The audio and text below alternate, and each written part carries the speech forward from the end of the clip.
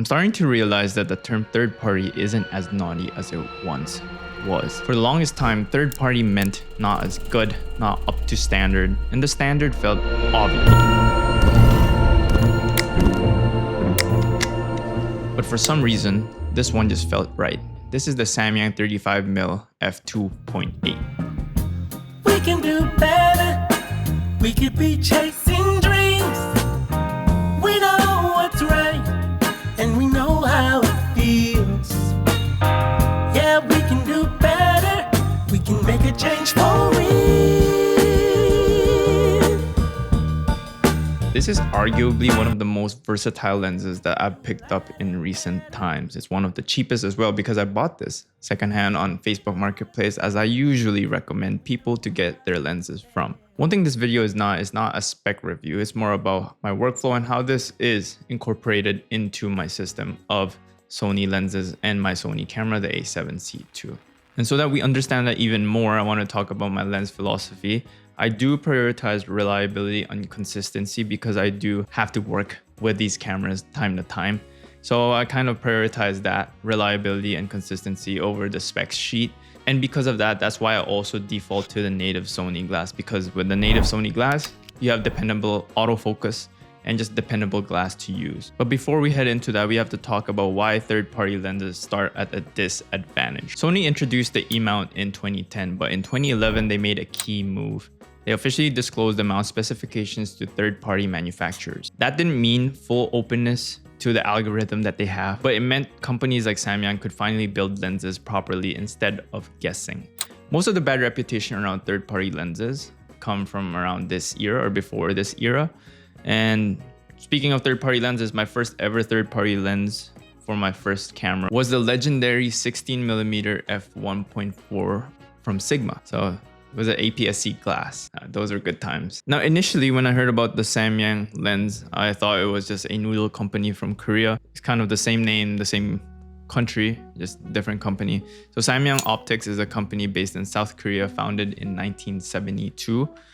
They're an optics manufacturer first, and a lot of people actually know them from their manual and their cinema lenses. And then autofocus lenses are probably the new chapter for their 2010s grind. So if third-party lenses today are finally viable and Samyang is not some new brand, why would I go with this one? And for me, it honestly starts with the weight. The reported weight on this is 85 grams, and I did test it and I put it on the scale, and it's 85 grams without the lens cap and without filters. So bare bones of this is 85 grams, but if you start adding, for example, a CPL filter on it, it's gonna be about 100 grams. It's around 100 grams. And then I'll weigh the A7C II plus the Samyang together as well. And honestly, at this weight, this one just makes the camera feel like a pocketable camera when it really isn't. It just makes it feel that way because it is a full frame camera. Now, going into why I chose the 35mm focal length. If I was given the option to only shoot one focal length for the rest of my life, I'm definitely choosing 35mm. If I was given the option to shoot two focal lengths, I'll go 35mm and 40mm. So anything in this range I really like and love. I bet this one's probably shooting in 35mm as well. And add on top of that, the 35mm f2.8 is absolutely a solid choice for this. This Samyang lens gives me enough to contextualize the scene and also enough range for me to not get too close where I get attacked in the streets of Vancouver, knock on wood. I think the reason why I'm very drawn to the 35mm look is that it gives me a lot of room to let people breathe and just live around the space rather than me forcing the framing to them. So this lens is really good for any sort of lifestyle, photography, travel photography. And with this, I think intentional framing around your subject is what truly matters. And it really gives you that flexibility in order to, again, contextualize the scene and also get up close and personal. The only thing is that you can't get too close. The reality of this lens is that because it is a third-party lens and it is one of the older third-party lenses for Sony, is that it doesn't focus as good as other third-party lenses. And the reason I know this is because I'm having difficulty right now trying to get stuff close to this lens. In comparison, for example, the 11mm f1.8 lens that I have, the APS-C one, does way better than this one in terms of closeness. And Zeiss the Zeiss 35mm f2.8 is pretty close, which we'll talk about as an alternative later. It kind of beats this one in terms of autofocusing, which makes sense because it's Sony, right? The reality is that this lens hunts. It hunts pretty bad. And the autofocusing on this is not really good. So one thing I've come to realize is that because I shoot f5.6 to f8 a lot, I don't have as much autofocusing issues because then the focusing plane is not as horrible. But if you shoot, for example, f2.8, I would assume that you might hunt a little bit and it might have a hard time if let's say you're doing video. But again, it's not as consistent, and that's from real world testing and not just some spec sheet that I'm reading off of. And for me, autofocusing on this is not as good. But thankfully, if you have any camera in the 2020s that you bought recently from Sony, the algorithm on it is pretty good. So autofocusing won't be as bad. I don't think they'll let you get that bad. Now, talking about the rendering and the color and the look of this lens, I would say this lens has a more of a neutral and predictable color rendering. The skin tones look okay. They stay natural. They're not as clinical, obviously, as Sony lenses, but they look natural enough to me. So nothing feels overly warm or stylized, and it doesn't have a pop or look to it in comparison to the Zeiss 35mm f2.8. So it has moderate contrast, but I think that's really dependent on how you shoot and expose things. So it's not as punchy as is what I'm trying to say. One thing I've been experimenting and I've mentioned in this channel is that I've been playing around with this specific lens with Sony film simulations, and I'm having a fun time. Probably showing in the screen right now the looks that I've been getting out of this lens. One thing I wanted to add into the conversation is how I'm modding this lens to fit the workflow that I've talked about a while ago. And with that, one thing I added is that in order to combat one of the negatives that this lens suffers from, which is lens flares, or when the sun or any sort of source of light hits the lens, it really has some bad, I would say, ghosting or just lens flares in general. So I tried to minimize this with the bayonet hood that I got from a website, and it kind of helped a little bit. And on top of that, I have a filter on it, a black diffusion 1/4 and CPL to play around with the reflections of whatever I'm shooting. The one thing that I got out of doing this and putting the bayonet is that it's nice to enjoy how your lens and just your camera body looks. So that's why I added this, because then it looks like a fake Leica build, right? And just trying to control the flare as much as I can. It still has it regardless. Honestly, the images that I've been getting out of this lens is really fun. Hopefully I can do like a comparison with this and the Zeiss lens, and maybe you guys can let me know if that's of interest to you. One key difference that I felt with first impressions of the Zeiss lens is that this one just definitely feels more plasticky. That's why I'm trying to like put this thing so that it doesn't feel as plasticky as it can be, but it does feel like it would break.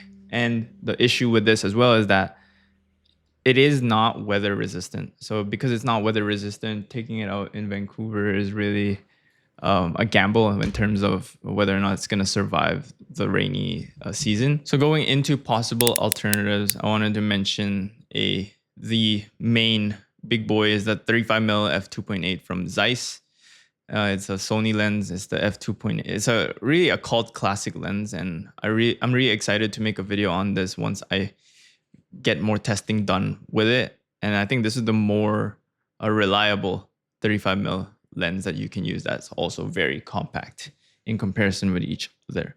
So the beauty about this lens is that it's weather resistant, and you can kind of have the confidence to take it out into the rainy weather. But the issue is that this is 2 to 3 times the price of this. I was able to get this for 400 something, like low 400s. And this one I was able to get it for about 200, which I think I paid is overpriced. And these are in Canadian prices, so it's about 300 something USD, 350, 340 USD, and this one's about 150 USD, which is not bad. It's just for how cheap it feels, I feel like you can get it with a better deal. Another alternative that I can suggest is the 35mm f1.8. I had this lens, I sold it. The good thing about this lens is that it's very clinical, it's very reliable. It's a native lens, so you're gonna really benefit from that nativeness in terms of autofocusing and also having a button on the side where you can play around with it. The only issue is that it's a bit bigger than these, but you get access to more stops of light. So f1.8, you can kind of have it as a night lens or a low light lens. Unless you are playing around with a ZV-E1 FX3 where if you're taking video 12,800 ISO, you're good. Don't need to worry about that. Another alternative that I could possibly suggest in terms of the size and build would be the more expensive Sony 40mm f2.5. The only issue with giving a suggestion like this is that it's not a good comparison because it's not a true one-to-one comparison. That's a 40mm lens, this is a 35mm lens. So it's not a true one-to-one comparison. Now, who is this lens really for? I think it's for the people that value lightweight portability and being able to use and abuse a lens. I think that really plays a factor in terms of how a lot of people shoot on a day-to-day basis. And because they have expensive glass, they tend to not use their cameras or their glass because they're afraid to break it. So I think this is one of the few lenses that I would guarantee that you can definitely abuse and you won't be too worried about the price tag. Not saying that you should abuse your lenses. I'm just saying that you should be using the cameras that you bought with your own money. Now, this lens is also for the people who really enjoy contextualizing a scene, people who have that 35mm look or love that they really want to use this lens. I think that's who this really is for. And it's really for the people who are trying to do street photography and people who want to document lifestyle sort of content.